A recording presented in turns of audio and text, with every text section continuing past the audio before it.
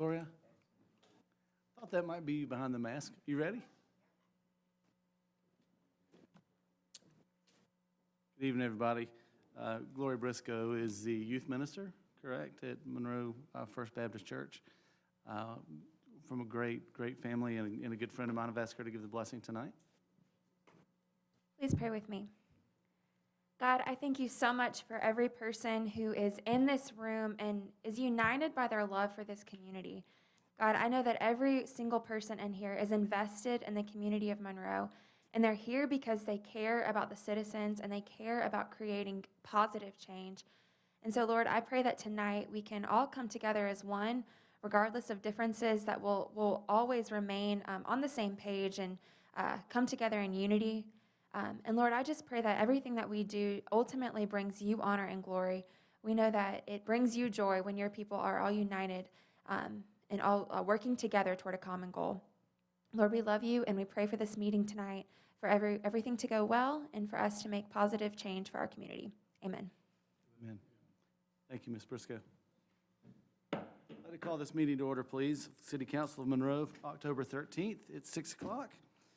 And let the record reflect that all members of the council are present, save Ms. Malcolm. She will be unable to be with us tonight. I need a motion for the approval of the agenda, please. Thank you.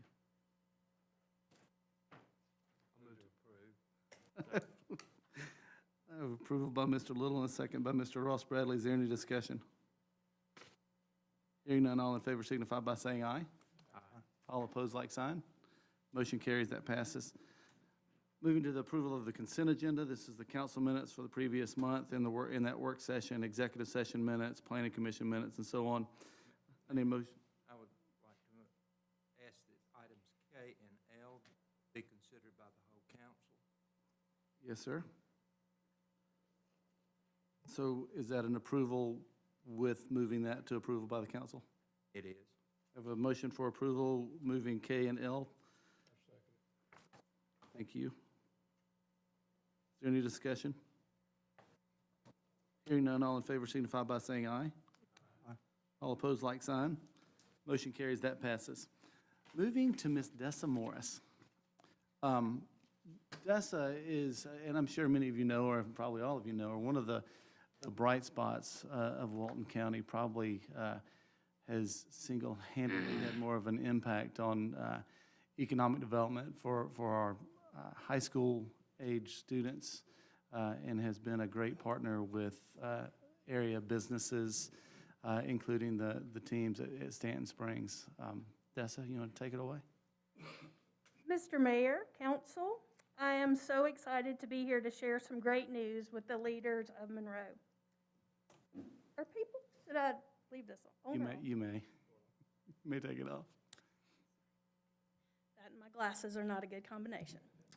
I was hired 3 years ago by the Development Authority of Walton County to help make sure our local companies were happy here and plan to stay and maybe even wanted to expand. Because securing the talent they needed to succeed here was the #1 concern of our industries, this position quickly turned into a workforce development position. My charge is to get our industrial partners, the manufacturers and the distributors, and our educators pulling together in the same direction. I work with 30 industrial partners, our school systems, and Athens Technical College to break down their silos and spend more time working together to benefit our community. I work under the direction of a workforce advisory council that includes our school superintendents, industry leaders, the Student Success Alliance, the Walton Chamber, our Department of Labor representative, Athens Tech officials, and your very own Les Russell, who has forgotten more about human resources than I will ever know. Manufacturing is a big deal here in Georgia. 8.9% of all jobs in Georgia are in manufacturing. For Walton County, that number is even higher. More than 1 in 10 jobs in Walton County are in the manufacturing field. And that number is growing, mostly because my boss, Shane Short, is very popular and always working to bring the right industrial partners to our community. I know my time is short, as you need to get on with the business of the city, so I've narrowed down my discussion to 3 points, and have added a little glitter to help hold your interest. Please know I have lots more to say and would love to talk with each of you individually. Number 3, it's a great time to be looking for a job. In Walton County, more than half of our manufacturers are hiring, and 100% of our distributors are hiring. Most of these companies are actively hiring, and by actively, I mean they're calling me to pull salary information to see what they need to raise their wage to be competitive. Just this past Friday, we hosted a virtual job fair with Georgia Piedmont Technical College. 6 of the 31 employers were from Walton County. More than 250 job seekers participated, bringing our total participation in the virtual job fair business to over 600. We also hosted a virtual event in July. Leggett & Platt was one of these companies participating in the job fair, and the next day they hosted an in-person event too. Leggett is working to hire 140 new associates by the end of the year. A quick look at walton.work/jobs will show you there are more than 200 available jobs being advertised today. Hitachi Automotive, the largest industrial employer in Monroe, is looking for 40 associates each week, in addition to the 26 jobs listed on their corporate site. The largest industrial employer in Walton County, Takeda, is advertising for 65 jobs. Did you know that Takeda is working on a COVID-19 vaccine? That is happening right in our own backyard. I bet many of you didn't know this, which leads me to my number 2. A career expo. Approximately 2,000 high school juniors and seniors will participate in our first ever virtual career expo. This is a new twist on the Walton Chamber and Student Success Alliance event. Last year, Walton Works jumped in to add industry tours from our largest employers and spotlight several manufacturing companies. Many people who ride by these industrial facilities each day have no idea what happens inside. This is especially true for our students.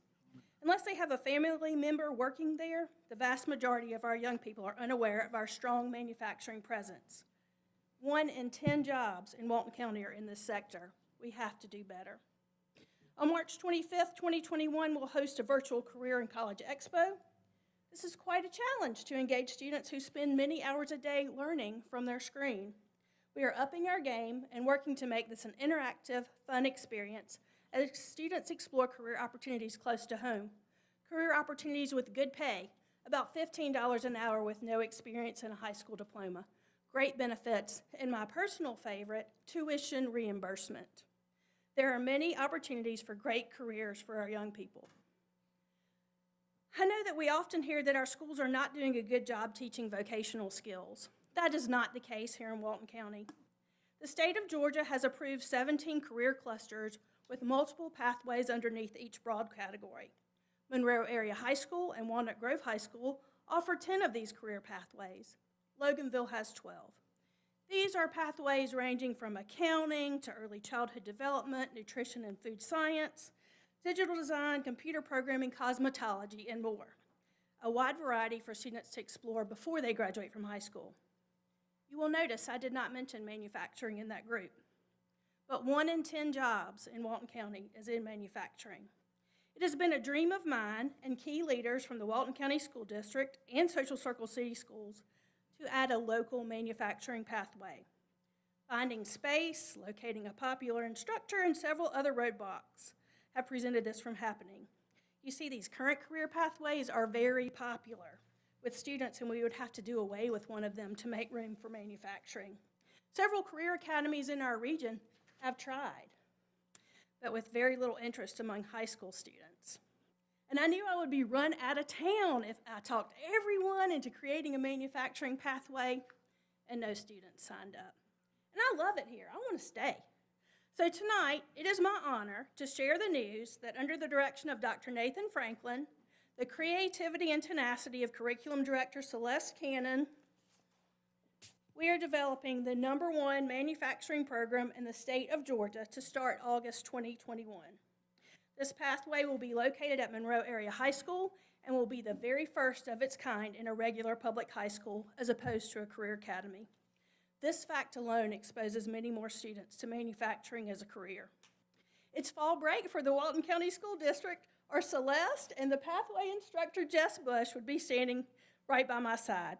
The three of us and high school principal Brian Hicks have met with officials from Hitachi Automotive and will meet with Caterpillar next week. More meetings are in the works, but we were trying to keep this kind of quiet until the big announcement tonight. So yes, it's an exciting time to live in the best small town in America. Thank you for your attention. Do you have any questions? Thank you, Dessa. You have been working, you shot for 3 years to get that manufacturing pathway going. How long did it take you? I was hired 3 years and about 6 weeks ago, and it took 3 years and 2 weeks. That's not too shabby. Are there any questions or But with comments? lots of support from the school board and community leaders like you guys. Thank you. Are there any questions for Dessa? Hopefully everyone has my number. Don't block me. And by the way, you did notice she put glitter on her props, so pretty impressive. Thank you, Dessa. Moving to public comment, I have 6 people signed up, and then I have Mr. Dickinson who will read a letter after our 6th. First, Rita Dickinson, 512 Church Street. Council, Mayor, I know you must feel like I'm a broken record. I have been up here so many times in the last 40 years to complain about people trying to mess up my backyard, front yard, whatever.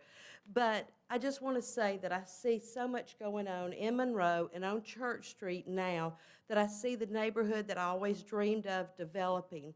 There's a reason you crate your dog when you're trying to house train your dog. It's because they don't mess where they sleep. That is exactly, these people do not live on Church Street who are trying to change this. Notice they're not doing it in their neighborhood. It's always our neighborhood because they have big old houses that you can put lots of people in, that they always want to come to our neighborhood and make a mess. I would say I know these people personally. They are wonderful people. I have nothing against them personally, but we have been promised several times with this specific house that something was going to be done and it was going to be great for our neighborhood. Each time the people have not kept their promise, and they have expanded a little bit of what they were going to do. So the next time, the next person who asked for some sort of variance or some sort of waiver, that it would be easier to get because you're only going a little bit, you're not going a lot. I just want to say I do not find it appropriate to be on Church Street where we have just redone Pilot Park, which is beautiful, and all the children, not just in my neighborhood, but children all over Monroe is waiting for the day that yellow tape comes down so they can play in the park. This is not something that fits in a neighborhood where you're going to have lots of children. It also starts that whole thing where the neighborhood starts changing. We have worked so hard. Personally, I have bought several homes in that neighborhood and changed them from being apartments back to being single-family housing in order to encourage, and then sell them, to encourage people to move there and have their family there and be part of our neighborhood. Thank you, Ms. Dickinson. Sally Fielder?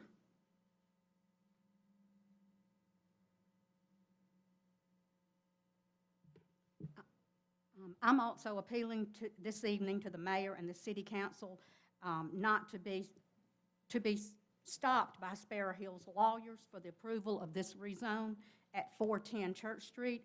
I ask you to trust in yourself so the city of Monroe can move forward in the right direction. The future of Monroe is eagerly waiting your vote. I live next door to Sparrow Hill and have never considered anything but 414 being my home and Church Street being my neighborhood.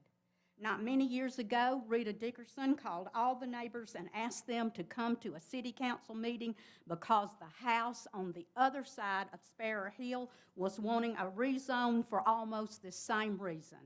We all showed up. That house is on the corner of Coley and Church, and as discussed in the October council meeting, We already have several drug houses within 5 miles. And as Sparrow Hill stated, they thought that having this house in Monroe would bring business to the downtown stores. If that be the case, all those other people visiting Monroe to see their family, they should be booked every night. Does Monroe live in the safe zone, or does the mayor and the council take this opportunity to stand up to Sparrow Hill and their lawyers by voting no? And by that vote tonight, the city of Monroe will not fall in a hole for the future of Monroe. Sparrow Hill has obviously forgot the kindness that the people on Church Street showed them when they wanted us to object to that house. If this is approved, what would stop another big house on Church Street from selling and wanting the same rezone? Because the big houses are there. Thank you. Thank you, Ms. Fielder. Thad Gilliam?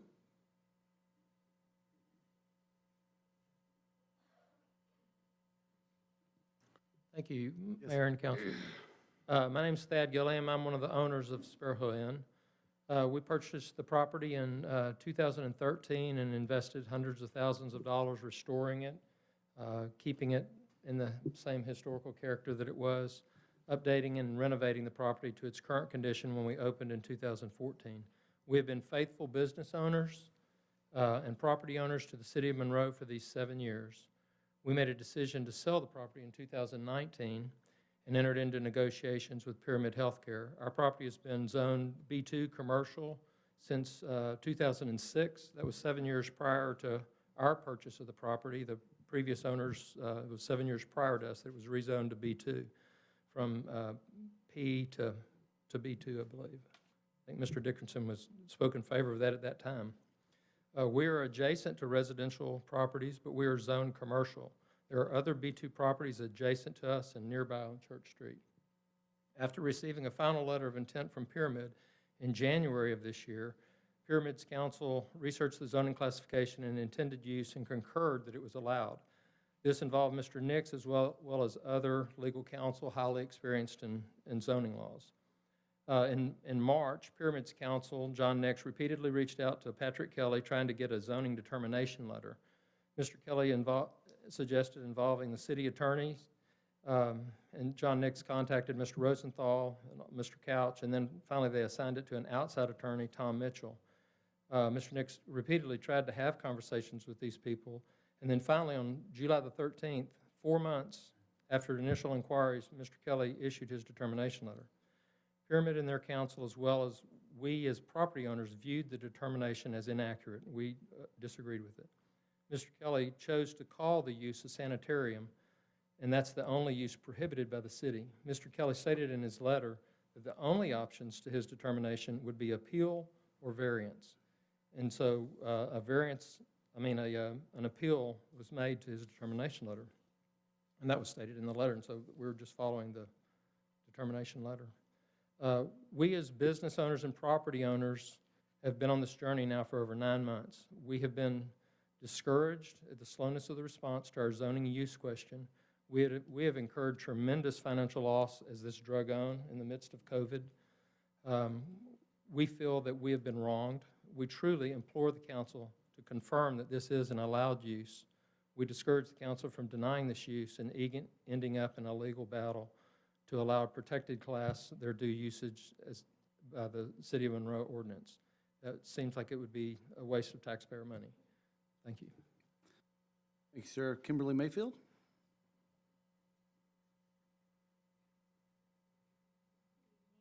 Good evening. Thank you for coming. Thank you for giving me the opportunity to speak. You've heard from our team of owners from Sparrow Hill Inn, but I'm here to speak as a neighbor and a landowner in Monroe. As Sparrow Hill Inn began to get busier and busier, we were often asked by our guest or the parents of our guest if it was safe to park on Colley Street or even in our back parking lot. The inn's parking lot shares a property line with the acre that fronts Colley, Davis, and Bell. At that time, there were 5 rental houses on that acre, and there was always noise, mounds of trash, and lots of drug activity. Finally, my husband and I had enough, and we purchased the property ourselves with the sole purpose of knocking down the 5 houses and clearing the land so that our business guests could feel safe and secure while staying in Monroe. When the houses were being demolished, multiple people stopped by just to say thank you for doing what others wouldn't do. One father who lived across the street at the time said he was so thankful that the houses were gone because now his children could play outside safely again. It's been a few years now, and my husband and I have maintained the property ever since. It is important to us to leave something much better than we found it. We are doing the same thing with Sparrow Hill Inn. As a potential next-door neighbor to Pyramid Healthcare, we couldn't be more relieved. We've had to deal with a property owner to our left that doesn't keep up his property, that reflects poorly on our bed and breakfast, still to this day. Presently, we have no current plans for the back acre, but it is our investment in this town, and we would be very unwise and short-sighted of me and my husband to sell our current commercial property at the front of the block to Pyramid Healthcare if we had any doubt whatsoever that they wouldn't be the best neighbors we could possibly have. I definitely would not approve of any number of other businesses that by zoning and use could occupy that space and potentially bring down my very own property value. We are content with all of our own research into Pyramid Healthcare, and we warmly welcome them to our Church Street community. Thank you. Thank you. Moving forward to Mr. Dickinson. Thank you, Mr. Mayor. I have a letter from one of my neighbors and constituents, Linda Jones Seibert, Mr. and Ms. Seibert on the property at 505 East Church Street. She could not be here tonight, so she requested that one of her council members read this into the record, and I've agreed to do that. Dear Mr. Mayor and City Council members, I'm writing this letter to ask that you do not approve the request to allow a drug rehabilitation facility to move into our neighborhood. My husband and I have owned our house on Church Street since 1998 and have seen the neighborhood go through many changes. Recently, those changes have been very positive.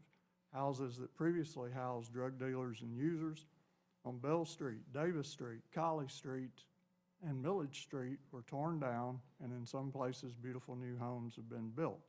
Young families with children are buying houses and walking their families to town to shop and eat. And then she goes, there's a typo here, and then she goes on to say, eat at our restaurants.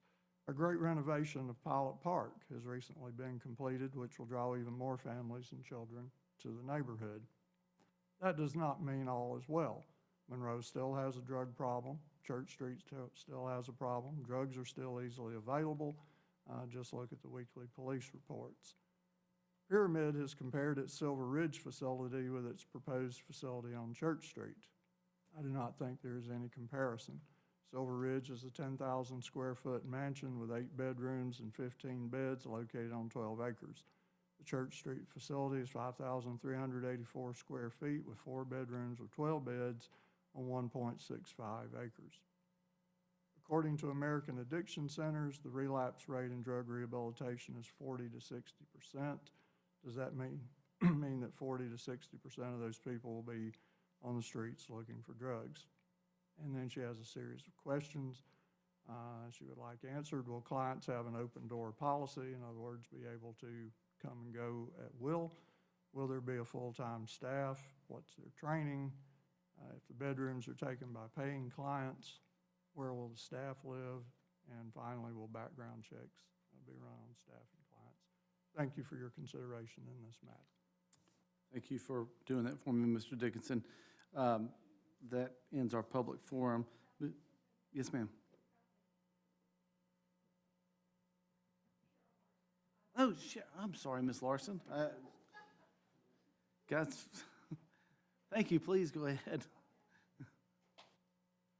I'm here to speak against the drug rehab facility coming into our neighborhood. And basically, it's pretty much to reiterate what Sally said and what Rita Dickinson said.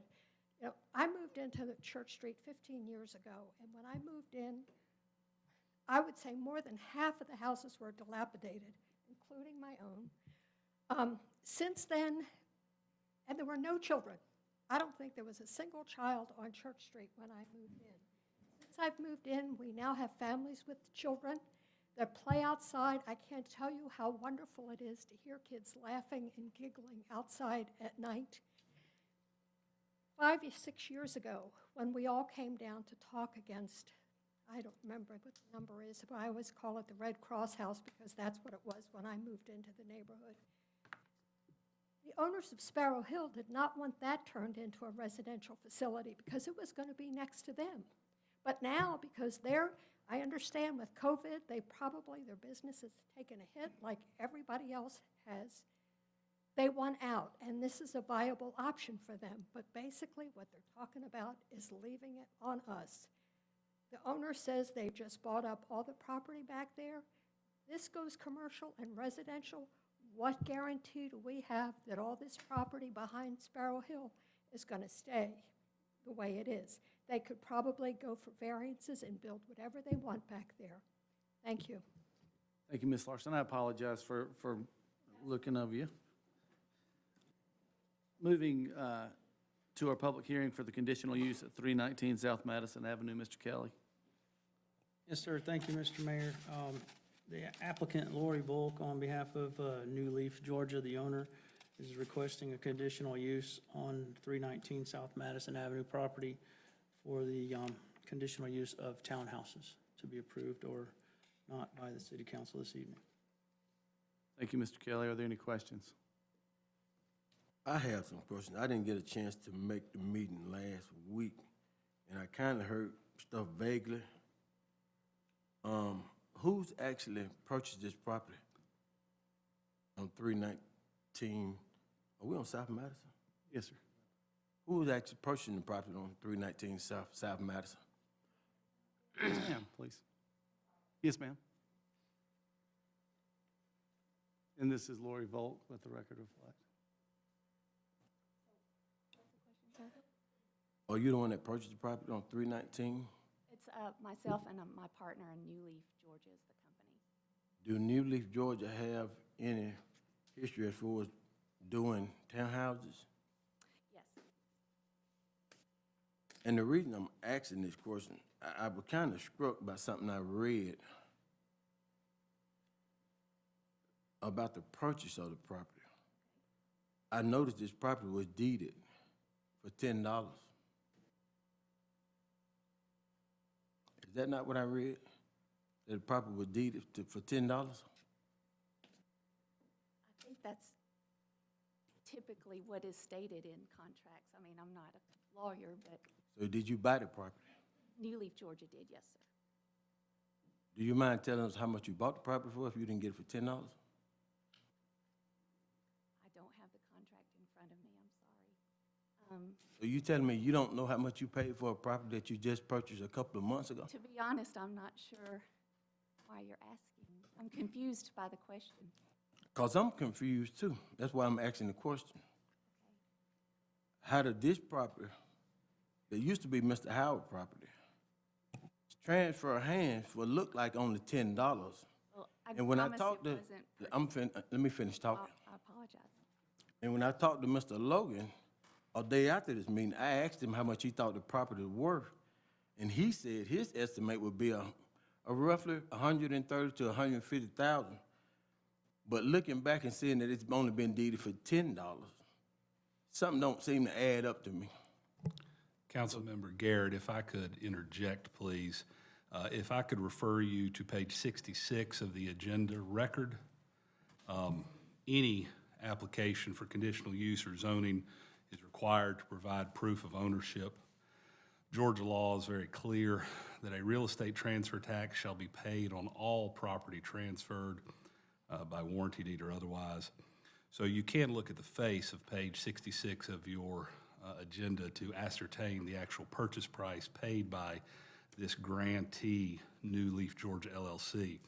If I can refer you to the top corner marcation from the clerk of Superior Court of Walton County, it notates that the real estate transfer tax paid for this transaction was $152. That $152 real estate transfer tax indicates that the purchase price or the consideration paid for this transfer would be $152,000. The $10 transfer is standard nomenclature that anyone that purchases, buys, or sales real property will normally see in a deed. It is what is considered or called the nominal consideration. The actual consideration that was paid on this transaction, from review of page 66 of your agenda, indicates that the property sold for $152,000. That's what I was trying to get clarity on, how much did they actually pay for it? Because I just know that what I saw didn't quite add up to what I thought should have been going, trying to make sure that there's no funny business that's actually going on with the city as far as people selling property on the mine. So that was the reason for the question. I understand. I apologize. I didn't have the contract with me, and I just didn't retain those numbers. I have a lot of numbers in my head, and that wasn't one I had kept for a couple of months. So I hope that answered your question. I hope it does. Are you good, Mr. Garrett? I think so. Are there any other questions for Mr. Kelly before we declare the meeting open? Hearing none, I'll declare this portion of the meeting open for public comment. Ms. Volk is clearly here. Would you like to speak to the conditional use? Sure. We're requesting approval for conditional use to build a small townhouse community at 319 South Madison. There would be 7 units, with 4 units facing Madison Avenue and 3 units facing Millage Avenue. Each unit will be approximately 1,800 square feet. Would be built with high-end materials, and we hope to sell those for upper 200s. They will have back entry only with a shared driveway in the back. Would they be coming off of Millage, or are they coming off of There will be 2 Madison too? entrances, yes. Okay. I don't believe we verified whether it would be one-way entrance. I believe it's two-way traffic. But since the Millage has changed to one-way, it could be one-way entrance off of Millage and one-way exit off Madison, but I believe it's going to be a two-way. It could go either way. But it's just a straight between Madison and Millage entrance. Like the Collie Millage, right? Isn't that one way? The driveway goes from one street all the way to the next? Correct. Are there any other questions for Ms. Volk? Would you like to add anything? I was just gonna make a comment that these are the kind of projects I know that the DDA has been really focused on trying to get in town, and what y'all did over at Napa, I really appreciate. So I'm excited for y'all being here, and I appreciate it. I'm jealous you're getting the opportunity to do it. I mean, it's going to be a great project. Is there anybody in the audience who'd like to speak in favor? Is there anybody in the audience who'd like to speak against? Hearing none, I'll declare that portion of the meeting closed, and we'll come back and revisit in just a moment. Thank you, Ms. Volk. Moving to zoning ordinance text amendment, or code text amendment, Mr. Kelly? Thank you again, Mr. Mayor. This is just a text amendment. The applicant has asked for the addition of cottage food business to the listing of businesses in Article 10, Section 1000.3.2. Again, they're requesting the addition of a cottage food business in that listing of residential businesses. Thank you. Are there any questions for Mr. Kelly? Did everybody understand the confirmation that he emailed last week about what's considered cottage food industry? Okay, is there anyone in the audience who'd like to speak in favor? Is there anyone who'd like to speak against? Hearing none, I'll declare that portion of the meeting closed, and we'll revisit that in one moment. Need to go ahead and move the new business would be Ms. Volk with the conditional use 319 South Madison. I'll open the floor to council members for further discussion. Mr. Mayor, I have a motion. And I have a motion by Mr. Dickinson. I move to approve the variance application of conditional use. To approve, is there a second? Second by Mr. Ross Bradley. Is there any discussion? Hearing none, all in favor signify by saying aye. All opposed, like sign. I oppose. Motion carries with one in opposition. Moving to the first reading of the zoning ordinance code text amendment number 8, Mr. Rosenthal. Thank you, Mayor. This is an ordinance to amend the zoning ordinance of the City of Monroe, Georgia. The Mayor and Council of the City of Monroe hereby ordain as follows. The zoning ordinance of the City of Monroe officially adopted June 10, 2014, effective July 1, 2014, is thereafter amended, is hereby amended by implementing the text amendments and changes outlined and identified in particular detail on Exhibit A, which such exhibit is incorporated herein by reference. All ordinances or parts ordinances in conflict herewith are hereby repealed. These text amendments of the City of Monroe zoning ordinance shall take effect from and after their adoption by Mayor and Council. Exhibit A contains Amendment Number 8, which is a change to Section 1000.3.2 Sub A, additional minimum requirements of residential business. A residential business is limited to add sub-item 4, cottage food business. This constitutes the first reading, Mayor, October 13th. Thank you, Mr. Rosenthal. Before we move to a motion, are there any questions? This is just first reading, Mayor. Oh, I'm sorry. Thank you, Mr. Rosenthal. Moving to the resolution in support development of the proposed downtown green, Mr. Rosenthal. I don't know if, Logan, do you need to do anything on this, or Sadie? I'm not sure whose this is, but I'm happy to read away. Yep. Any other questions before we get into this again? Okay, thank you. This is a resolution of the City Council of the City of Monroe, Georgia, to support development of the proposed downtown green, whereas the City of Monroe, Georgia seeks to enhance the development of the city and provide more outdoor recreation areas for its citizenry, and whereas said development in large part centers around the increase in use and enjoyment of the outdoors and open space available in the City of Monroe, whereas the city aims to increase the walkability and public park presence in the City of Monroe, and whereas the creation, development, and installation of a downtown green containing approximately 1.67 acres located adjacent to each Church Street and South Madison Avenue in the city limits for use and enjoyment by the citizens of and visitors to the City of Monroe, Georgia, assist in fulfilling this goal, whereas the city is engaged in the development of the downtown green and is taking full advantage of all available grants and funds to accomplish such, and whereas the city is engaged in the pre-application process for seeking a grant from the Georgia Department of Natural Resources Land and Water Conservation Fund program, and whereas said grant will be used for the development of the downtown green area, whereas the city intends to develop the downtown green area for public use by the citizens of and visitors to Monroe to engage in a multitude of activities, including walking, running, biking, walking pets, et cetera, and allow for said activities to occur in and around the downtown green corridor.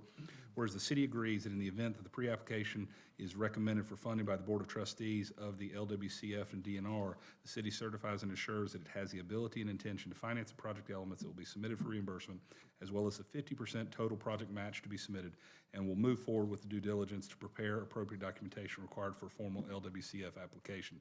Now therefore be it resolved by the Mayor and Council of the City of Monroe, Georgia, fully supports the undertaking of procuring the above referenced grant and to continue the city's goal of development of the downtown green, of the town green for public use and enjoyment through the LWCF and all other available means. So resolved this 13th day of October. That is the resolution, Mayor. Thank you, Mr. Rosenthal. I believe I'll entertain a motion. Move to approve. A motion to approve by Mr. Ross Bradley, second. Second. Second by Mr. Dickinson. Any discussion? Hearing none, all in favor signify by saying aye. All opposed, like sign. Motion carries, that passes. Moving to the capital campaign commitment for the chamber, Mr. Probst. Thank you, Mayor. As you're aware, the Walton County Chamber of Commerce is putting forward a capital campaign to purchase the little house here at 207 North Wayne Street for their new offices. As such, they've come forward and asked for a 3-year commitment for the capital campaign drive, totaling $25,986. That would be broken into 3 annual payments of $8,662 each. So the request is to authorize these amounts and allow myself to execute the subsequent contract with the Walton County Chamber of Commerce. Thank you, sir. Thank you, sir. Are there any questions? Just a clarification, this is a request being made of all the municipalities in Walton County, correct? It is. In your packet, you can see the breakdown of other contributions from Walton County, Loganville, Monroe, Social Circle, and some of the other smaller cities as well. It's based on population figures. Are there any other questions or comments? Yeah, you said they're asking for this money for the purchase of that building? Correct. Do they not have the building? They've got it basically through a lease purchase through the Walton Foundation. So the Walton Foundation owns it, and they're doing kind of a lease purchase option on the property. My next question is, how does the chamber actually help the city of Monroe? Well, Terry was here presenting on that at the work session, so I don't believe she's here tonight, is she? No, but I do have Carrie Rowe. Carrie, would you like to come forward, please, ma'am?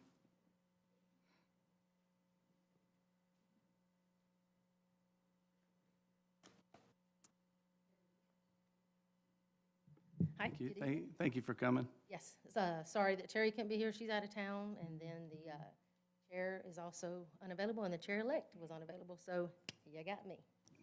We're good with you. I believe Norman. I'm asking, what does the chamber actually do to benefit the city for us to actually allow you to get this money every year? We actually help with the businesses within the city and throughout the county on helping them grow and invest and get more involved and having them connect with other businesses and with the people, the community in the entire county, because it's not just the city of Monroe. We focus on all of the county. We're here to help them with any, like I said, connecting with other businesses they may not be able to make, connections with. We're here, we do programs through the schools. I know Dessa spoke on a couple of things that we do, so we're very involved in the school systems. We're here to help the county and the cities, all the cities continue to grow, so we have a, better life here in the community of Walton County. How many businesses do you have participating with the chamber? How many current members? I think right now we are at 763, and don't hold me to that, but I'm pretty close to that's the number. How much does each business pay the chamber? It varies. We have different membership packages. They go anywhere from small businesses up to the very large businesses. So I'm So what is the smallest amount? $360 a year on a calendar year. 360. And I don't have my phone. What is that actually equivalent to? $30 a month. What? $30 a month. What's 360 times 863? 763.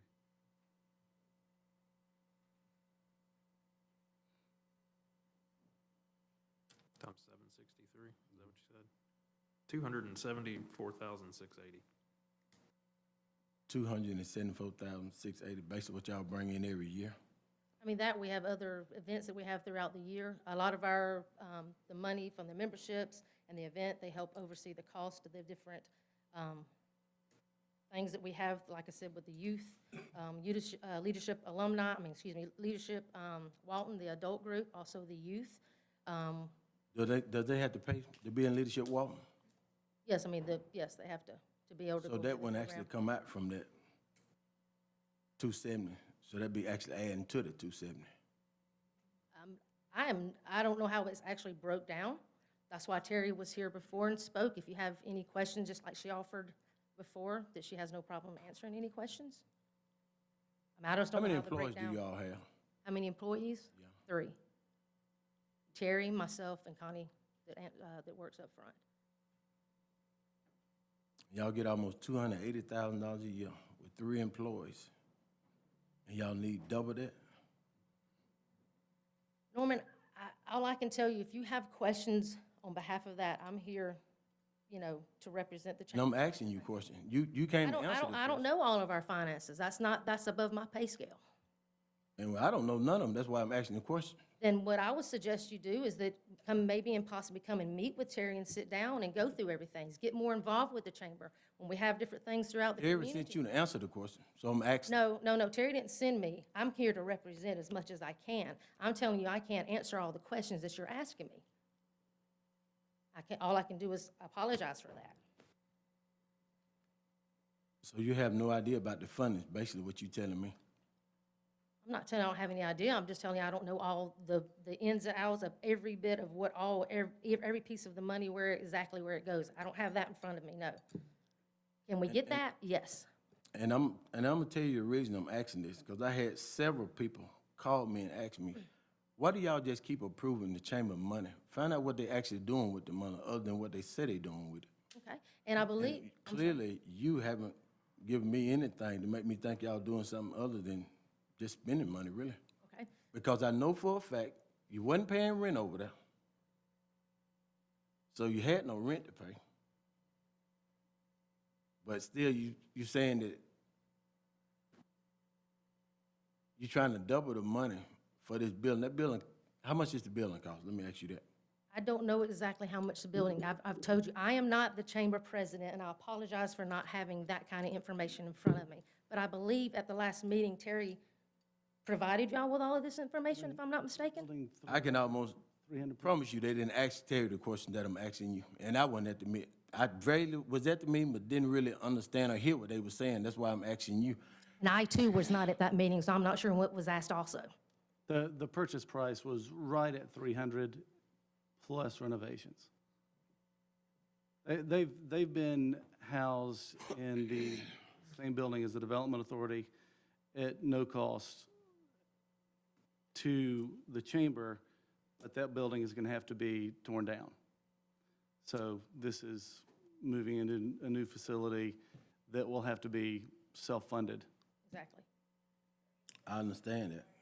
I'm just trying to figure out. Can I ask a question?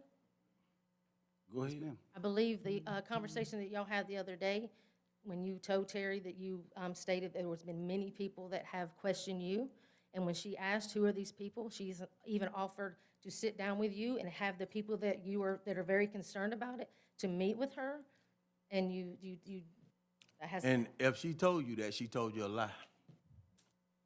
And you can go tell her, I said if she told you that, she told you a lie. What she said was, who are the people that asked you? And I never responded, period.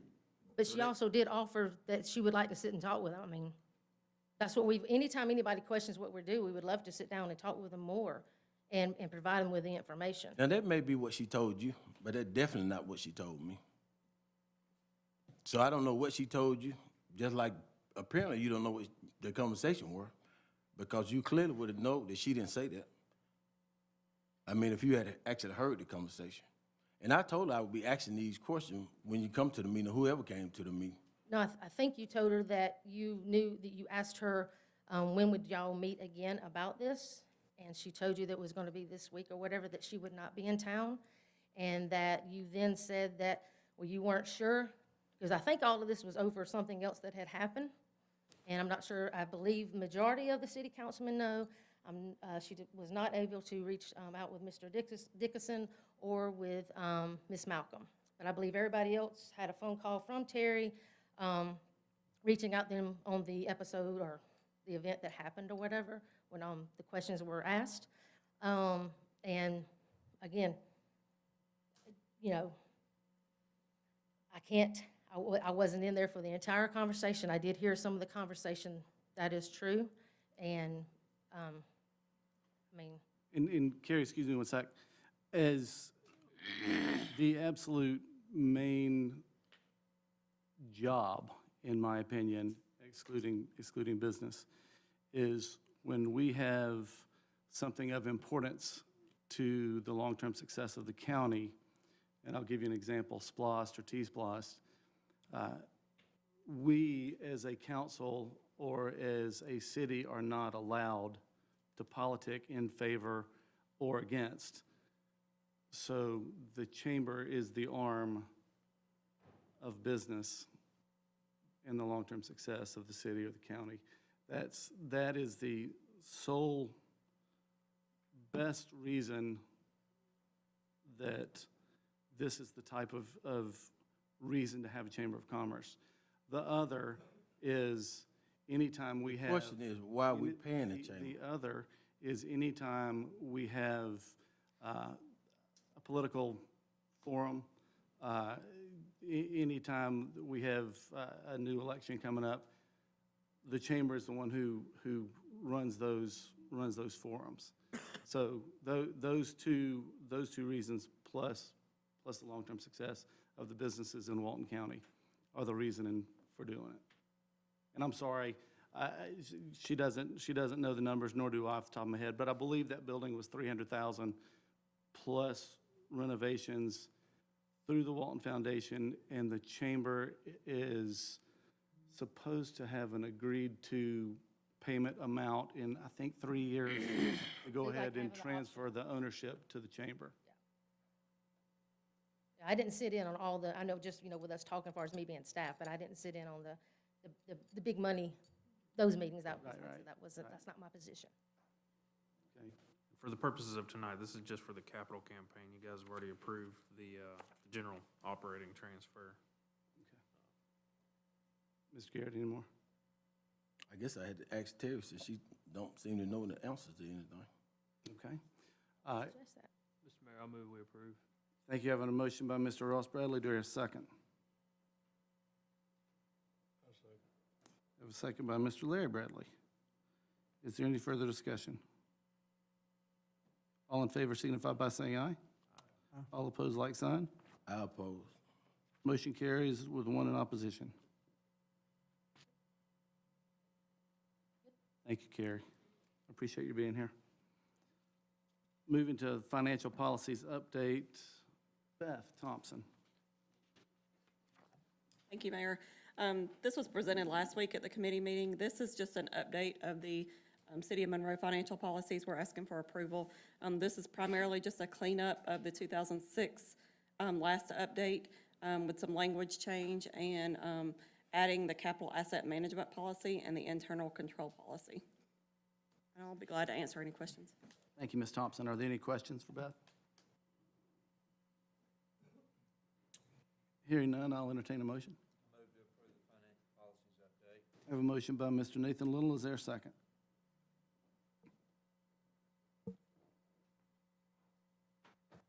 A second by Mr. Larry Bradley. Any discussion? Hearing none, all in favor signify by saying aye. All opposed, like sign. Motion carries. That passes. Moving to the authorization of the parity bond ordinance, Mr. Probst. Thank you, Mayor. As you know, over the last many months, we've been embarking on the journey of combined utility revenue bond, and we're finally here tonight to get this finalized here. Just a short overview, this is a $50 million parity bond, 30 years. This is going to fund a full slate of improvements, which we talked about last week, ranging from our water and sewer systems to gas, telecom, very large projects that have been put off for quite a long time. So we're going to have a great deal in front of us here that will continue to drive Monroe forward in the infrastructure world. I do have Andrew Tritt here. He's our placement agent with Stifel Financial Services. Come on up. Let Andrew kind of give a little update of the movement today and where we landed. And overall, we had a pretty successful day. Sure. Thank you, Andrew, for coming. Give Debbie just a second to write down your name and all that stuff. Yeah, no, absolutely. Well, thank you all for having us. First of all, we had a great day in the bond market. Before I get there, just to kind of tell you a little bit about how we got there, Logan touched on some of the projects. This is the offering document that we used, which is very, very voluminous and didn't happen overnight. And so the finance director, the utility managers, Logan have done an amazing job working with us to compile all this information. Shani and Tommy, who are here with us today as well as bond attorneys for the issue, pulled all the legal documents for this. Just to let you know, the city of Monroe got a bond rating from Moody's Investors Service. They provided an investment grade bond rating of an A2 for you guys, which helped us sell the bonds at the levels that we did. Just as a reference point, where we are in the interest rate environment is just absolutely phenomenal. It's crazy where we were a year and a half ago versus today. When I look at just the 30-year rate on debt, the 30-year maturity, we're down 138 basis points from where we were at the beginning of 2019. So this is really a good time to be putting investments that are long-term, which is what's contemplated for the city. To tell you a little bit about today, we went out into the market. We sold $50 million worth of bonds. We had a variety of interest, so much so that we were able to lower the rate again and still hang on to enough investors to get the deal done. The total arbitrage yield today is 2.22%. That's tax exempt. It's from year 7 to 30. So, 30-year money kind of weighted on the back end. And so we had purchasers that were Georgia banks, institutional retail, institutional purchasers, and bond funds like Franklin Templeton, Nuveen, T. Rowe Price. So it was very well received, and, you guys are in a really good spot with this. So we're very pleased with the outcome. You all have a parity ordinance in front of you guys that authorizes everything. I'll just stop Shaney. I don't know if you have anything to add from a legal perspective.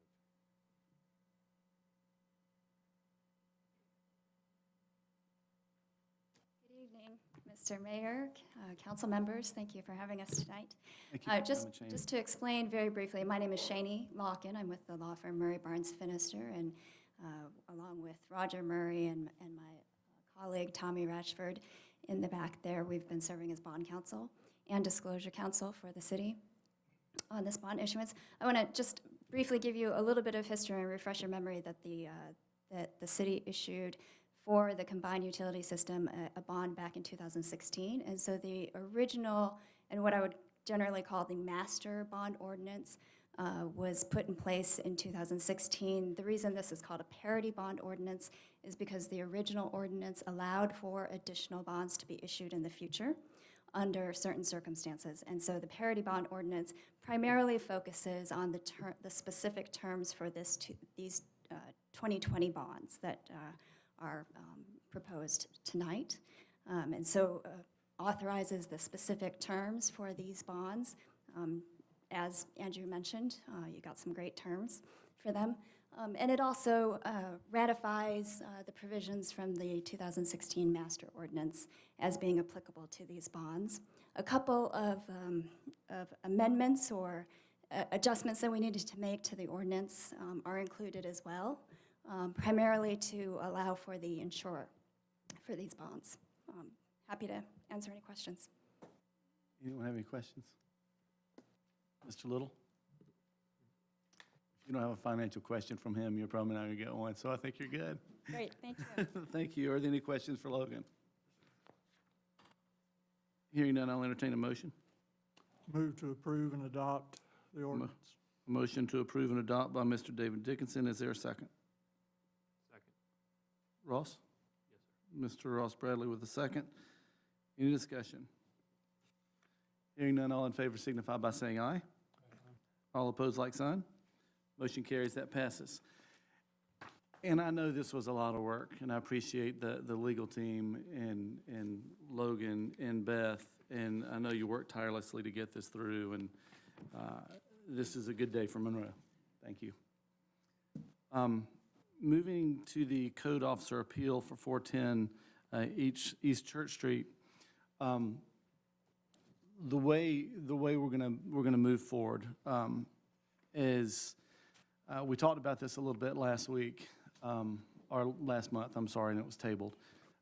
Bring it back up, and we'll have give the developer an opportunity to speak.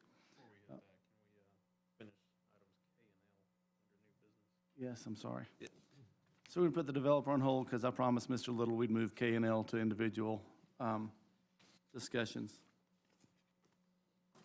So I have to go back to that, excuse me. Moving to the approval of the purchase of the 30-ton dump trailer to purchase from Gainesville Truck Center for $61,653.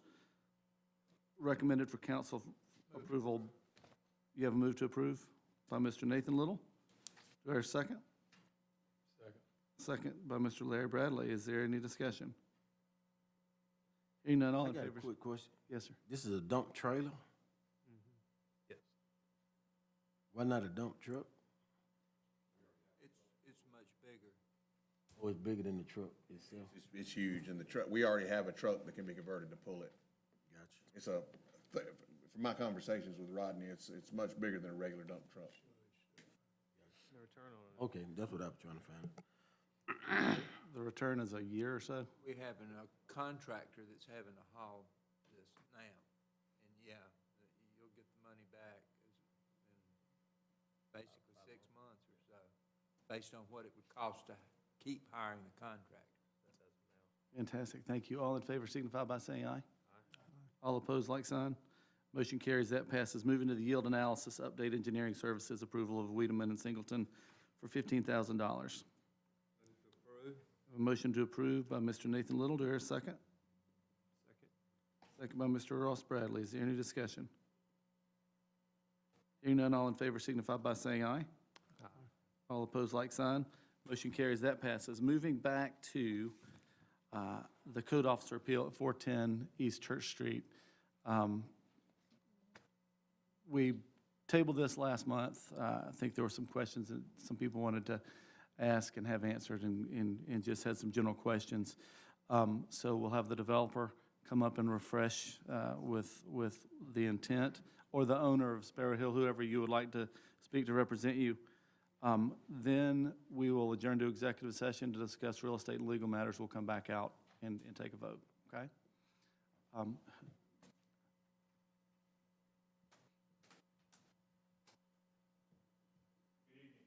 Good evening. Thank you for the opportunity to readdress this issue with you all this evening. We think we have a game plan on how we'll present this in a concise way, because you know time is important. So we're going to have 3 presenters. I'm going to be the last person to speak. So I'd just like for one of the owners to come forward and introduce herself again. And then 2 representatives from Pyramid Healthcare are going to then present and answer any questions you all have about the facility. And then I'm just going to be cleanup and talk about the legal issues. Thank you. Mr. Mayor and council members. Gilliam, how are you? See you again. I'm good. Thank you I'm for good. coming. I know last time at the last meeting, I spoke and told you a lot about on my personal history, and I just wanted to kind of reiterate some of that. Pyramid Healthcare is not just a vague company that's coming in that nobody knows anything about. My husband and I actually have personal experience with them and with their program. The other thing I'd like to reiterate is that Sparrow Hill Inn is a commercial property. We just happen to be on the very last commercial property before it turns residential. There's a lot of other residential, commercial properties on Church Street. And we have physically witnessed what type of neighbor that Pyramid is. At the facility up there, they are a commercial property in a residential area. And they are extremely quiet, they're extremely respectful. They create very little traffic. They keep their property impeccably maintained. They're very low-key. You don't see any signs or anything like that. And so we've actually witnessed that. We've witnessed what kind of a neighbor that they are. I know one of the questions that has arisen is, well, what kind of guarantee?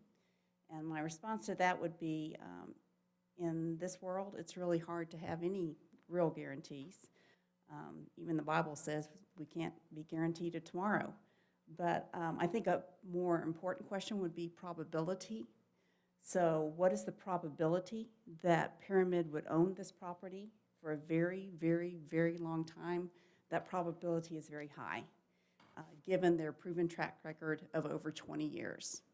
What is the probability that they would keep the program that they are proposing that would be for midlife professionals, mommies and daddies that are actually trying very hard to be better mommies and daddies?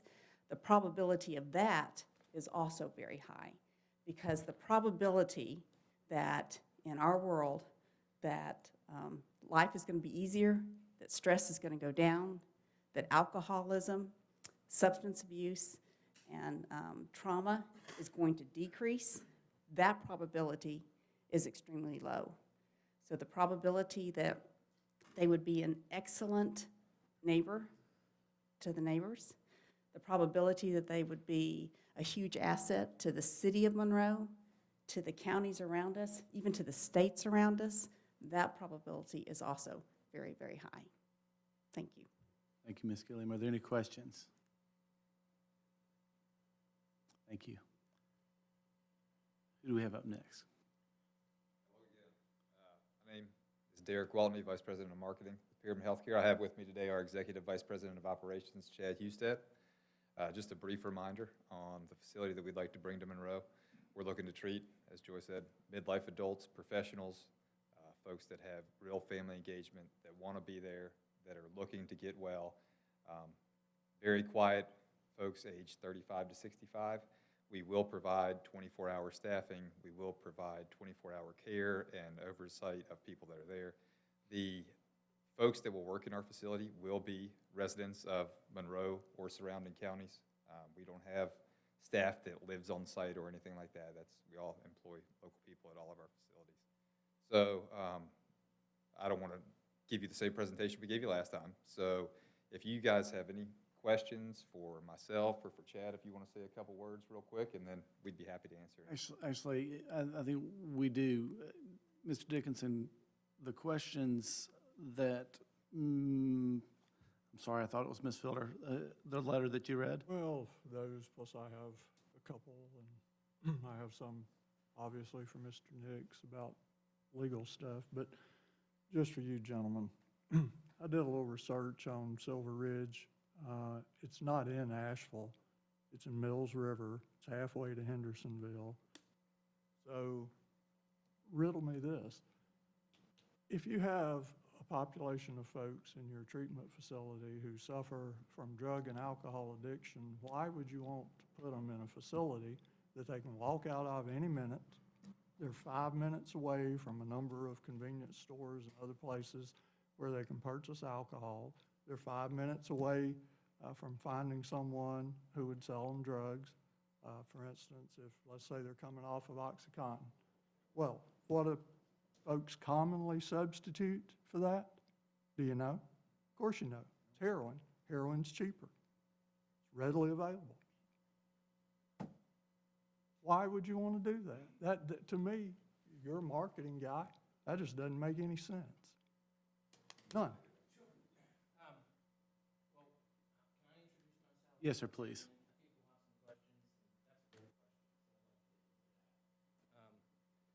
My name is Chad Husted.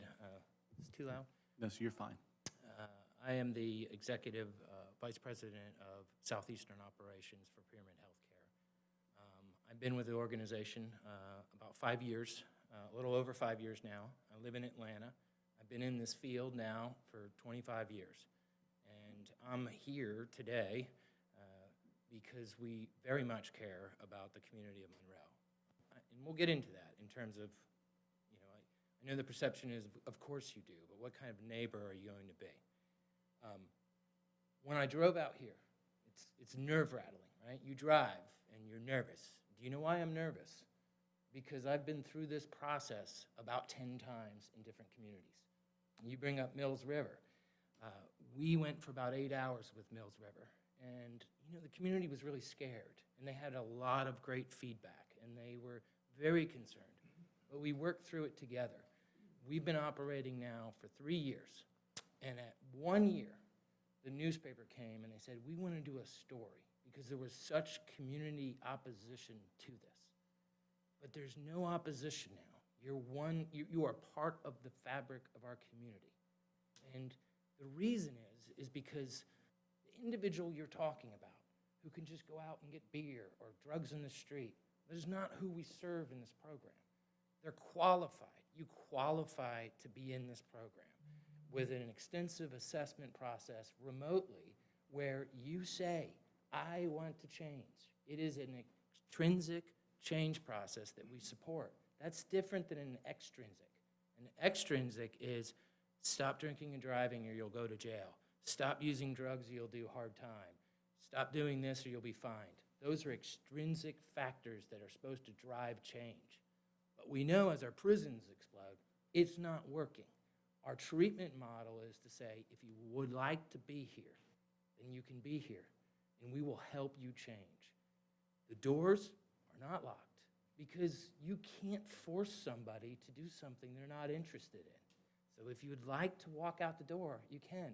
But better yet, we'll transport you back to the airport, and you can leave on your own accord and not be wandering the streets of Monroe looking for drugs. The community is very much a part of this change process. And, we have folks in Mills River and Renfro, PA, and Asheville, North Carolina, and Charlotte, North Carolina, and the different programs that I've worked with, and they all had the same concerns, very, very reasonable concerns.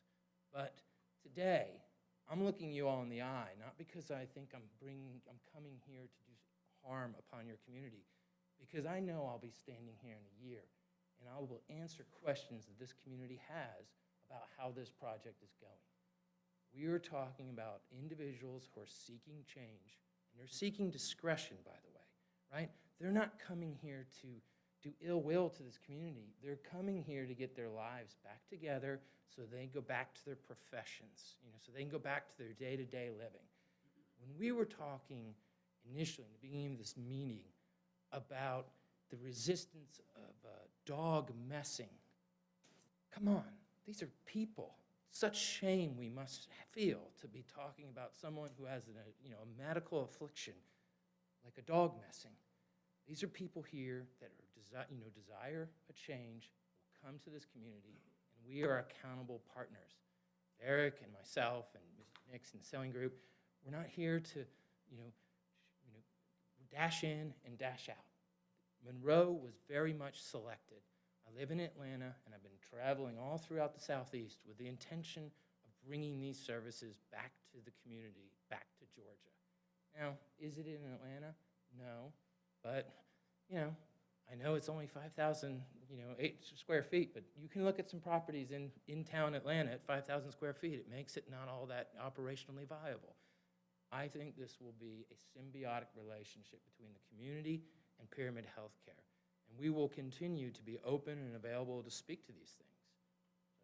So that is, who I am, and I'm willing to answer any questions you have. Mr. Dickinson, you want to go first? I remain skeptical.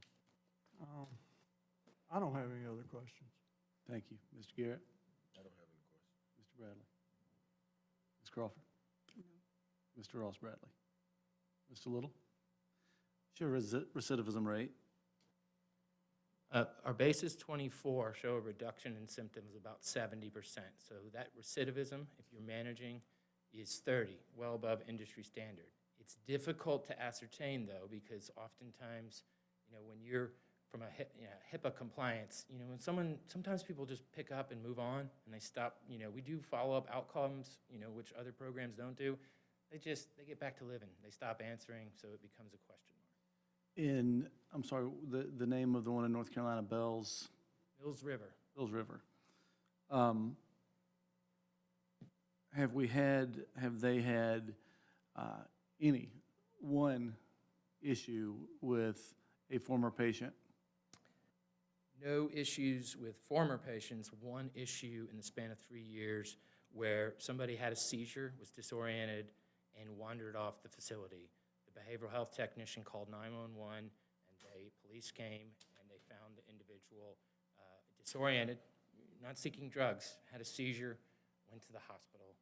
That person returned within 48 hours and was that is the incident that's occurred. Okay. Anyone? Hearing none, thank you for coming. Yes, sir, your turn.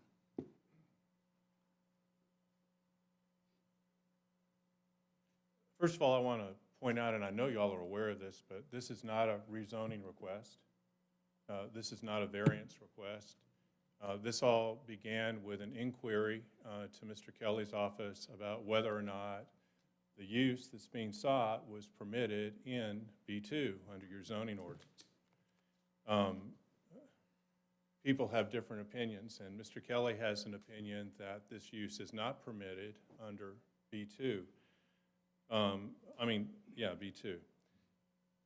If you look at your ordinance, and that's where we got to begin, is with the ordinance. And I understand the comments of the folks that make their residences in this area, in this neighborhood, but the B2 zoning classification under your ordinance allows a full range of professional, office, institutional, service, retail businesses needed by residents of and visitors to the city and the region. So the people that are talking against this, again, I understand it, but they live in a zoning district created by the city of Monroe that allows these uses within it. So when we came to speak with Mr. Kelly, well, we did it social distancing because of COVID, but the discussion was, where does our use fit? And when you look at y'all's zoning ordinance in B2, sister uses that I would say relate to this use are convalescent care, nursing homes, rest homes, hospitals, laboratories, personal care homes, family personal care homes, group personal care homes, and congregate private offices. And, well, where are we on this list? We're not here. Well, then you go to the definitions of the zoning code of the city of Monroe. And it has, like all zoning ordinances, it's not Webster's Dictionary, and it doesn't have every definition.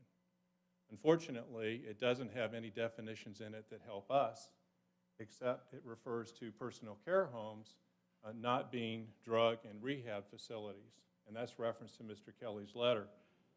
But if you read the entire sentence where it says that they can't be used that way, those type of uses all are for the purpose of serving as an alternative to incarceration. So the kind of personal care home your ordinance does not allow in the drug rehab area is one that's specifically established to be a halfway house. So even though we're not a personal care home, the edge or the color provided by that definition doesn't apply because we're certainly not a halfway house. And the intention of your ordinance was only to address personal care homes that serve in that purpose. Doesn't say anything about a facility where someone would reside for purposes of this kind of treatment. So then, well, we don't have our definition, where do we go? And as I referred to y'all last time we were here, we went to the North American Industry Classification System, that national publication that lots of people use. And again, I'll tell you, it's not the Bible. Not everybody uses it, but it's a very useful tool when your code doesn't provide the definition. And the definition provided by that publication has in it convalescent care, and that's where we went. And we went to their convalescent care, and the use that's being requested for B2 is the use that's been described to you tonight and last time by Pyramid. So we make the argument that your code does not have the definition. Legislative interpretation, Georgia law has cases on it, allows you to interpret, just like you can interpret a contract, to interpret a code. And we would urge you that the definition provided by this national publication, combined with what I read about what B2 is set up for, combined with the list of uses that appear very similar to what we do, that list I just read, we make the argument that your definition, your zoning code as written, allows this use. Doesn't require any action by you other than agreeing with us and disagreeing with Mr. Kelly about his interpretation. And I say that with all due respect, but that's what it would take. It's not a rezoning, it's not a variance, it's whether or not your interpretation of the code, you agree with the interpretation I'm giving you on behalf of my client, rather than Mr. Kelly. Happens all the time, you know. Now, let's go to box number 2, because box number 1 is your ordinance allows us to do what we want to do under B2. Well, if you take the interpretation of Mr. Kelly, where do we go? Well, we go to box number 2. And box number 2 consists of 2 components. One component is the Fair Housing Act, and one component is due process and equal protection under the United States Constitution and the Georgia Constitution. Under federal law, at least going back to the mid-90s, someone that has an addiction to alcohol or drugs is considered to be handicapped. It is black letter law. The question is whether or not under the federal law under the Fair Housing Act, is whether or not a home that's set up for a handicapped person as defined by that law has the protection of that act. And there are cases, and Mr. Dickinson and I had kind of an exchange as lawyers last time I was here, but there are cases that support the notion that a facility like this one houses people that are seeking this treatment, and because they are handicapped, that dwelling is protected under the Federal Housing Act, Fair Housing Act. So we would take the point number one and door number two, that federal law says that this accommodation is protected. Then we go back to the interpretation from Mr. Kelly, and based on his interpretation, you don't allow that kind of housing. You don't allow that kind of dwelling in the city of Monroe, because the only place you come close to getting to it is under the classification we're talking about. So if his interpretation is correct, then we would argue that under federal law, you've got a problem, because you prohibit that type of housing in your community. The second issue is due process and equal protection. And your zoning ordinance, again, is a great beginning point for this discussion, because not only does B2 allow that list of uses that I gave you before, and I know y'all are familiar with this, but it also allows for hotels, inns, bed and breakfasts, of course, gasoline stations, including car washes, commercial parking garages, community centers, townhouses, apartments, and that's a conditional use, and so on. So it's not only this list that's allowed, but it's the list I gave you. And then your zoning ordinance goes on to say, when we think about this type of zoning district, B2, what are we trying to accomplish? Well, remember what I read you earlier about the mixed uses that are allowed. And what you also try to accomplish according to your ordinance is, we don't want a use in B2 that's going to do one of these things. It's going to, dang it, I always forget my glasses. Due to services, operations, or processes that are objectionable by reason of odor, dust, bright lights, smoke, noise, vibration, traffic volume, or congregation, exterior activities, storage, I'm losing my voice, and displays. So you've got this big long list under your zoning ordinance adopted by the city of what we're trying not to have happen in B2. Now, this long list I read should sound familiar because it's elements that are found in zoning law since the beginning of zoning law. It's the kind of things that we try to regulate under our zoning law to maintain certain kinds of uses that are grouped together that are compatible. So if we're not going to allow this use under B2, what's our rationale? Why doesn't it fit here? Because we just read a list of things that are very similar, these sister services, and now we've read again from your ordinance that the kind of things that we don't want in B2 are the things that are going to cause these conditions. What's one condition that I read? Odor, bright lights, environmental, traffic, and there's a list of 15, and I challenge you that not one of them is a use that can be attributed to this use. So what's the rationale for saying no to this use and yes to all these others? And when we engage in legislating public safety, health, and welfare, which is a reason why we get to do zoning as local government, we've got to have a rational basis for it. And there is no rational basis to exclude this use out of your existing zoning ordinance. It's just not there. And if it's not there, then you've got a claim, you're confronted with a claim about equal protection and due process, because you're treating all these businesses one way and this business another way. and you can't even support it with your ordinance because you made the list. It's there. So, federal claim under the Fair Housing Act, federal claim, Georgia claim under the constitutions about due process and equal protection, and let's not even go there, because our ordinance, if we read it and beat on it, which I've done many times in lots of other places and as a county attorney for 25 years, there's a way for this to work, and it works under your ordinance. So it doesn't have to be this federal claim. It doesn't have to be a due process claim. It doesn't have to be an equal protection claim, because your ordinance allows this use. And it's not a rezoning, it's not a variance, it's simply the way it is. Now, I know I'm going to have some questions, but thank you. Thank you, sir. All right, any questions?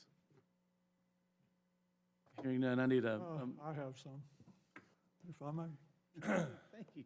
Okay, so, Mr. Nix, I respect you tremendously. You're a good lawyer, and I know your partner, Mr. Maddox, better than you. So I respect both of you tremendously. But I want to ask you something. You said a couple minutes ago that any person who suffers from alcoholism or drug addiction is automatically covered under the Fair Housing Act and the ADA. That's not true. And that's not what I said, I don't think. Well, I think it is what you said, and it's All right. not true. Most of the litigation across this country having to do with denials of these sorts of things under various ordinances. When cities get sued, which y'all have threatened to do, okay, and you say, okay, we're going to sue you under both the ADA and the FHA, and sometimes under the Rehabilitation Act, under section, was it 504? So you say, we're suing you because you're discriminating against a person with this identified problem. Every case that I found, and I've looked at probably 100 of them across this country, you have to be recovering. Not that you suffer from the problem, but you have to be in recovery. That's why most of the litigation is about these so-called sober living homes, which is not what you're doing. Now, would you concede that despite at least 100 of these cases in district courts and the courts of appeal across this country, there's no definition of what recovering is? It's not in the two statutes, and there's no case that says if you're in a facility for X number of days, weeks, or months, you're recovering. It's just kind of case by case. The United States Supreme Court has never addressed it. You quoted Schwartz, the 2008 case out of Florida. Schwartz was brought against the city of, what is it, Treasure Island, I think it's called. It is Treasure Island. And they alleged the three classic things: disparate treatment, disparate impact, and failure to provide reasonable accommodation, which of course is your 14th Amendment argument. What happened in Schwartz? On summary judgment, the plaintiffs lost. The city won. When it went up to the 11th Circuit, the three judges, it's a panel decision, it's not an en banc, and those three judges said, okay, summary judgment was proper for the city on disparate treatment. Summary judgment was proper for the city on disparate impact. Summary judgment is proper for the city on failure to provide reasonable accommodation on everything except, what, 2 or 3 of the houses. And they remanded it for the district court to look at that again. Last time we were here, I asked you if you were familiar with anything a little more recent than Schwartz. Well, I had a reason for asking you that, and it's His House Recovery Residents, Inc. versus Cobb County, which is an 11th Circuit opinion this year out of Cobb County. Sort of goes in the same kind of direction. So to come in and say, this thing is an automatic and it's a slam dunk, I mean, I'm not saying there's no merit to the argument you're making, but it's not, in everything I've seen, it's not the one-way street that you're saying it is. And when you go back to the ordinance itself, my argument is there are different ways to read that ordinance from how you're reading it. And that's where you get into all this. I don't know what a judge would do with it.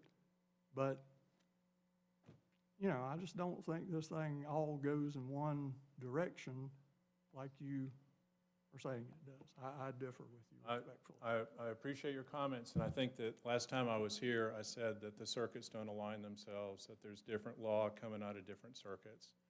And I've never said, even though I might have been persuasive enough just a minute ago to sound like it was a slam dunk, it's not a slam dunk.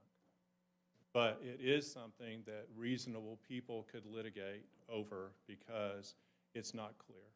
And I think that we are now in a different environment than we have been. The 11th Circuit case you're talking about, it took it a couple of years to get to where it got the decision. We're in a different environment. It's not just because of COVID, it's because of everything that's going on. We're talking about people that are being cooped up, and I don't even have to talk about this, but we're going to be in a different place. And I think the courts are going to be, courts aren't supposed to do this, but we know they do, are going to be more sympathetic to quality care. And I think they're going to expect communities to support quality care. And addiction is something you got to support. You can't turn your back on it. But I think the thing that also makes it, what really makes us different from the cases you're talking about is that we have a zoning ordinance here that I think is fraught. A law partner used to say this. It's a road fraught with marauders because it's simply got gaps in it. And that's why we have to pull down this other definition from a national circulation to figure out what it means. But then when we look at your language and what it talks about, and you have this rational basis for excluding, it just doesn't line up with your ordinance. And I even think that is a stronger case to buttress going into the issues that you're talking about than any part of this. I just think there are great facts here. And by the way, I'm not a federal litigator. I stay away from federal court. Always a good idea. But there's interesting questions in this case. And it's not a slam dunk either way. But these folks know what they're doing, and they have a good product. And it's permitted with an interpretation that we're proposing under your B3. And yeah, it's mixed residential over there, but I drove it again today, and that park is beautiful. I know y'all can't wait until that opens up. But there are businesses. There's a personal care home less than a block from this location. Now, it's outside where the perimeter is, right, of residential. Anyway, thank you for your consideration. We appreciate it. I had one question. Going back to Mr. Kelly's letter, and I don't have it, but I believe you've referenced, there was two options that he gave you. You can hold on to it. Okay. I think you'll still understand the question. There's two options, either an appeal to the council on the decision or applying for a variance. Right. And you chose to go with the appeal route, which takes the public component out of the initial decision-making process. So just curious as to why that was your call on that. Sure. I don't think we can get a variance. And I don't think we can't get a variance because you wouldn't give me a variance. I think I procedurally can't get a variance because under Mr. Kelly's interpretation, the zoning isn't permitted. And typically what a variance would be is for me to get an adjustment as to the particulars of how I could develop a property, like the setbacks or the front yard setback, or I only have to have parking for 4 instead of 10 because I've got a beauty shop. Those are things that you can give. When I have the proper zoning, you can consider giving me variances that will allow me to work on a lot that's maybe funny, or you can give me an accommodation on parking that, yeah, that's okay. But I'd have to get those variances if your zoning said you had to do A, B, C, and I wanted to get rid of C. But in this case, so in my opinion as a lawyer, a variance just, I'd have nothing. So the only route available to us, which is kind of different, is to take up his opinion, which is allowed by your code. And we did not do it to circumvent any kind of public awareness. It's just the only avenue we had that I thought worked, rather than going for relief that would have been the same people that would be objecting to me doing this, and I say it with all respect again, would say, what the heck are you getting a variance for? Because the purpose of a variance doesn't fit what you're trying to do. So that's why we went the way we did. Thank you. Thank you. Are there any other questions for Mr. Nix? Mr. Mayor, would it be permissible for me to make any comment at this point? Actually, I was just about to ask you. Oh, well, thank you. Before you make a comment, are there any questions for Mr. Kelly? Patrick, please proceed. Thank you, sir. Again, I'm not a lawyer, so I'm just a guy trying to look out for the community the best way that I know how. That's what I always try and do. In this case, I've done the same thing. A couple of points I'd like to make about what's been said so far is, with respect to the NAICS, that's an economic classification, national publication. It has nothing to do with zoning whatsoever. So it has no bearing on any zoning anywhere. It's just where they went for a definition that agreed with their argument. What I did when I was making my interpretation, in the absence of definitions, I went to the common meaning, which goes to Webster's, and then I did some research on Wikipedia, not a reliable source that I really care much about, but I tried to go with an older source and a more common source and recent source, and I came up with common meanings for how I did this. So that's why I made the determination that I did. It's also been pointed out that this use is completely not allowed in the city of Monroe based on my interpretation, which is not the case. It would actually be allowed. It's a permitted use in B3 zoning, so it's not prohibited throughout the city. I think I'd be remiss to not mention the fact that even though I did mention variance and appeal in my letter, any good zoning lawyer would know that they could also apply for a text amendment and have this use included in clear language in the ordinance itself. That effort wasn't made either. Again, that would take public notice. And I do believe that public notice was what was trying to be avoided. It was intimated at the very least in the conversation. Another thing I'd like to mention is that I immediately responded to the request for an interpretation back in March, and there was some time lag between wanting to get the lawyers involved, which I did not suggest. Mr. Nix suggested that. I told him that he would probably just get it back, referred back to me, seeing as how it's up to me to interpret the code. I just wanted to clear a few of those things up, and make some of those things clear at how I reached my decision. Thank you, Mr. Kelly. I appreciate your clarification, and I don't envy you daily. All the work you do for the city is admirable.